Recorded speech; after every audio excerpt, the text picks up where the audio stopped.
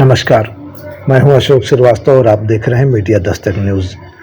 बदलते ज़माने में प्रेम कहानियों के खौफनाक अंत सामने आ रहे हैं।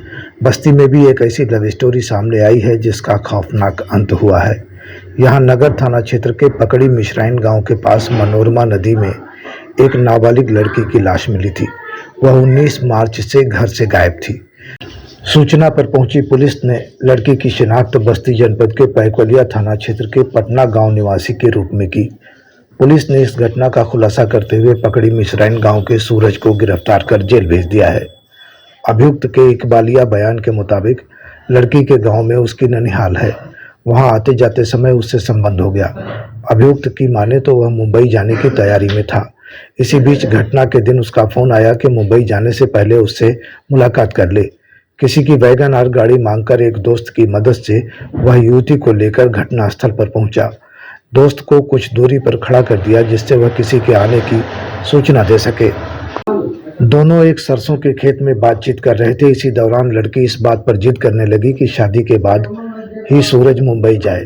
सूरज उसे मनाता रहा कि तुम नाबालिग हो, तुम्हारे माँ बाप FIR करा देंगे। युवती अपनी जिद पर अड़ी रही। इसके बाद उसने लड़की का गला दबाकर उसकी हत्या कर दी। ऐसी तमाम प्रेम कहानियां प्रकाश में आती हैं जिनके खौफनाक अंत हो रहे हैं। नई पीढ़ी और समाज को गंभीर चिंतन की जरूरत है। आखिर हम किधर जा रहे हैं? हमारी सोच कैसी हो गई है? क्या समस्याओं का समाधान हिंसा से ही किया जा सकता है? आइए सुनते हैं बस्ती के अपर पुलिस अधीक्षक OP सिंह को।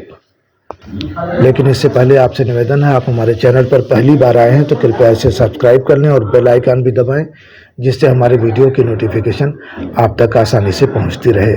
ब्यूरो रिपोर्ट, मीडिया दस्तक, बस्ती, उत्तर प्रदेश।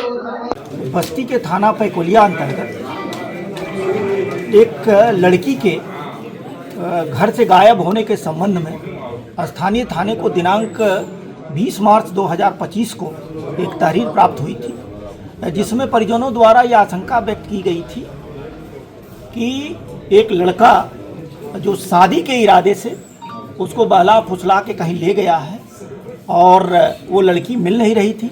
इस सूचना के आधार पर सुसंगत धाराओं में पैकोलिया थाना में अभियोग का पंजीकरण कराया गया था। कल दिनांक 21 मार्च 2025 को एक डेड बॉडी मिलने की सूचना थाना नगर अंतर्गत प्राप्त हुई, जिसकी पहचान उसी लड़की के रूप में हुई थी। उसके परिजनों द्वारा अन्य साक्ष्य संकलन जब किया गया तो उसके बाद आज इस अभियुक्त की गिरफ्तारी हुई है, जिसका नाम सूरज